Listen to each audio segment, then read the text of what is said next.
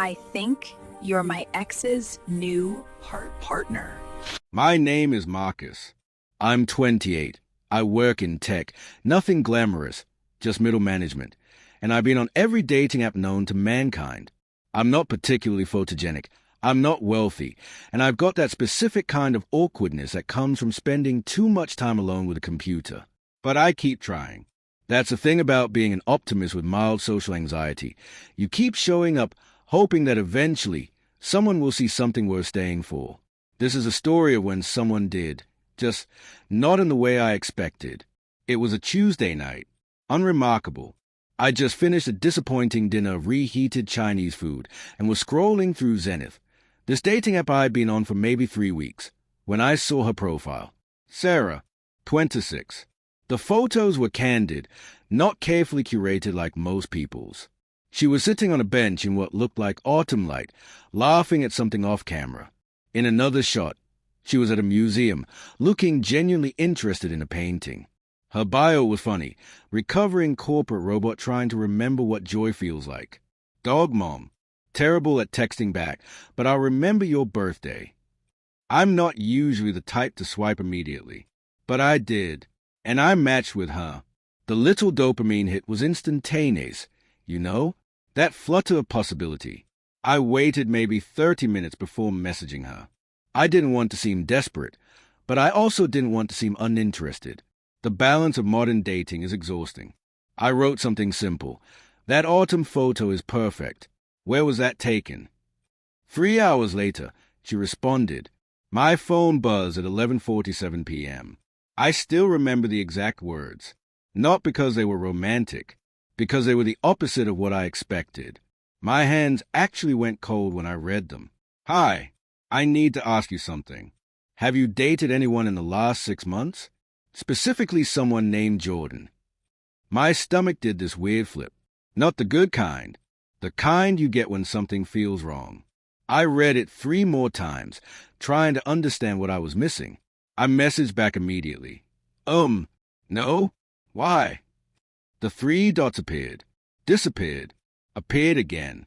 Whatever she was writing, she was deleting it. I sat there in my apartment, still in my work clothes, just waiting. Okay, this is going to sound insane, but I matched with you because I recognize you from someone's Instagram. My ex, Daniel, he has a new girlfriend, and you match the description is posted about. I just needed to be sure you weren't him. Catfishing or something. Sorry, that's weird. I didn't know whether to laugh or be concerned. I read it twice. Then I did something stupid. I Googled myself. Nothing came up except my LinkedIn. I had maybe 200 Instagram followers, and most of them were people from high school who I never talked to. I typed, I promise I'm not your ex. Or a catfish. I think, how would I prove that? You can't. But the way you said, I promise, makes me think you're not lying. People who lie don't add question marks to absurdity. Can I call you? My heart rate picked up. People don't usually ask to call. Not immediately. Not on dating apps. But I wanted to hear her voice. I wanted to understand why she was asking these questions and why, despite the weirdness of it all, she felt like someone I needed to know. I called her. There was maybe 5 seconds of silence when she picked up. Hi. Sorry. I'm nervous. Her voice was nothing like I expected. Softer. More uncertain. Real. It's okay, I said. You can explain the ex situation. I'm genuinely confused, but I'm here. She laughed a little. It was shaky. Okay, so, my ex, Daniel, we broke up 4 months ago. He was a lot. Really controlling. Really into social media. After we broke up, he started posting these cryptic things about his new life and about meeting someone amazing. And then, she paused. He posted this photo of someone at a coffee shop. Just the back of their head, but I could see your profile picture reflected in the window behind him, and your face matched enough of what I could see that it freaked me out. So you matched with me to confirm I wasn't him. Yes, and also to warn you if you were dating him. I don't know. It seemed important in my head. She was talking faster now, the nervousness bleeding through. But then I matched with you and you seemed Nice. And now I'm calling you and you're not running away, which is weird, and I'm apologizing for the 10th time in my head. I smiled despite myself. You're not apologizing out loud yet. Give it time. Oh, I will, she said, and I could hear the relief in her voice. But also, that photo thing. You're not him. I can tell just by how you're talking. Daniel wouldn't have let me ramble. He would have made this about how crazy I am. Do you need me to let you ramble? I asked quietly. There was another silence. The kind that feels heavy, but not bad. Important. Maybe. Yeah, I think I might. So I listened. For the next 4 to 5 minutes, Sarah told me about Daniel, about how charming he was at first, how slowly controlling he became, how she'd started deleting apps and friends and pieces of herself because it was easier than fighting him on it, how she'd finally left when she realized she couldn't remember what she actually wanted anymore, how the app matching was partly some weird anxiety tic, making sure the world was safe, and partly, she admitted quietly, her therapist had suggested she use the apps to meet people and practice being vulnerable again. I wasn't expecting it to be with someone named Marcus who actually listens, she said. I'm good at listening. It's my whole thing. I don't know how to leave conversations, so I just stay. She laughed. A real one. That's either endearing or concerning. Both, I said. Definitely both. When we finally hung up, it was nearly 1 a.m. She had to work at 7. I had to sleep at some point. But neither of us wanted to be the first to say goodbye.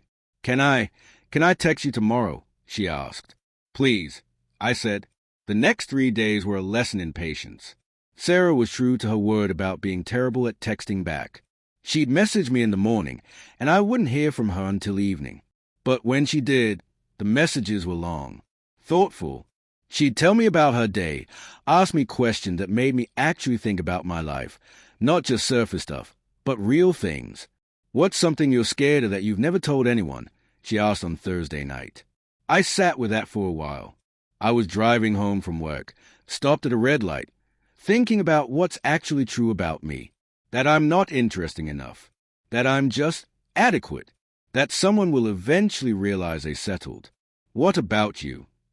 Same thing, but also that I'll go back to someone like Daniel, that I'm the kind of person who makes that choice, that the damage is permanent. I wanted to call her right then, but I didn't. I knew she was at work. So instead I texted, "You're not damaged. You're someone who survived something hard and came out the other side. That's not weakness." She didn't respond for 2 hours. Then, "Can I see you this weekend?" My answer was immediate, yes. Saturday morning. There's something vulnerable about meeting someone from a dating app in person. All the curated photos and careful words fall away. You're just there, exposed. I chose a coffee shop called The Roost. Nothing fancy, but good coffee in a quiet corner. Sarah was already there when I arrived, sitting by the window with 2 cups, both untouched. She looked up and smiled, and it was different than her photos. Not worse, just real. She had freckles I hadn't noticed before. She was biting her lip a little. "Hi," she said. "Hi yourself." I sat down across from her, and for a moment we just looked at each other. It wasn't awkward. It was like we were both cataloging details, things you can't quite pick up through a screen.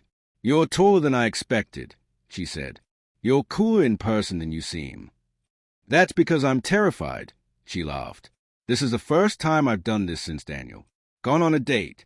Existed in the world as a person someone might want to date. How's it going so far?" "Ask me again in 5 minutes," she said. We talked for 2 hours. Real talk, not the rehearsed first date conversation. She told me about her actual job, corporate strategy, which she hated, but it paid well enough that she could afford her apartment and her dog, Pepper. I told her about my mom, who kept calling asking if I'd met someone nice yet, and how I'd never quite known how to explain that meeting someone nice was the easy part. Knowing what to do with it was harder.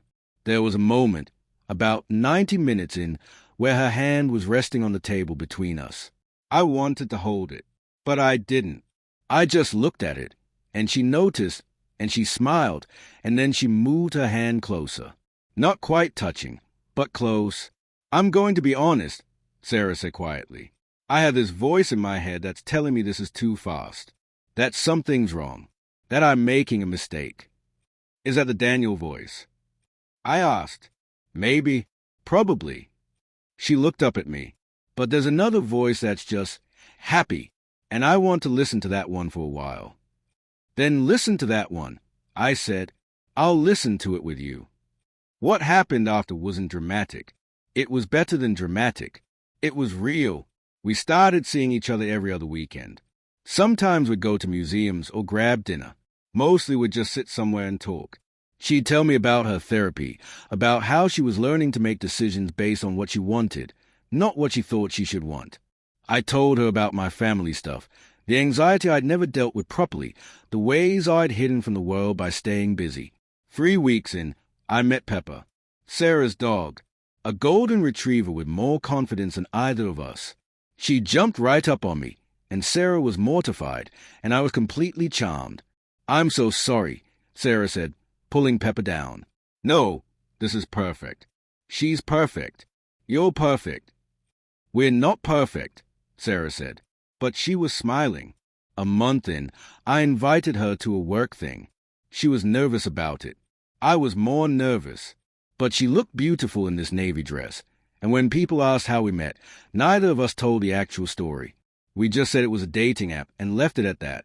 Later, driving back to her place, she reached over and held my hand. Just like that. Naturally. I'm glad you didn't run away after the Daniel message, she said. I'm glad you didn't let me run away, I replied. 6 weeks in, we were sitting in my apartment on a Friday night, watching some terrible reality show neither of us cared about, and she said, Can I tell you something? Always. I love you. I turned to look at her. She was serious. I know it's early, she continued, and my therapist will probably have things to say about the timing. But I know. I'm not scared anymore. I pulled her closer. I love you too, I said. I think I've loved you since you sent me that insane first message. She laughed against my shoulder. That's the worst reason to love someone. Probably, I agreed, but also the most honest. That was 8 months ago. We're still together. Sarah's therapist approves, mostly. My mom is thrilled. Pepper is happy as long as she gets attention equally from both of us. We're not perfect. We fight about dishes and life plans and why I'm the world's worst at keeping plants alive. But that's not the point. The point is this. Sometimes the worst first message becomes the best story. Sometimes the scariest thing leads to the safest place. Sometimes you meet someone broken and realize you're broken in just the right ways to fix each other. Or not fix. Just exist together. Honestly. Vulnerably. Real. Sarah's in the kitchen right now, making breakfast, despite the fact that I do most of the cooking. She's probably burning the toast. But she's singing, and Pepper's underfoot waiting for scraps, and I'm sitting here thinking about how grateful I am that she didn't let fear stop her from reaching out. That she sent that message. That I answered. That we both showed up. If you enjoyed this story, don't forget to hit that like button, subscribe for more heartfelt tales, and drop a comment letting us know where you're listening from. We'd love to hear your thoughts and connect with you. Thanks for being part of the Unscripted Hearts community.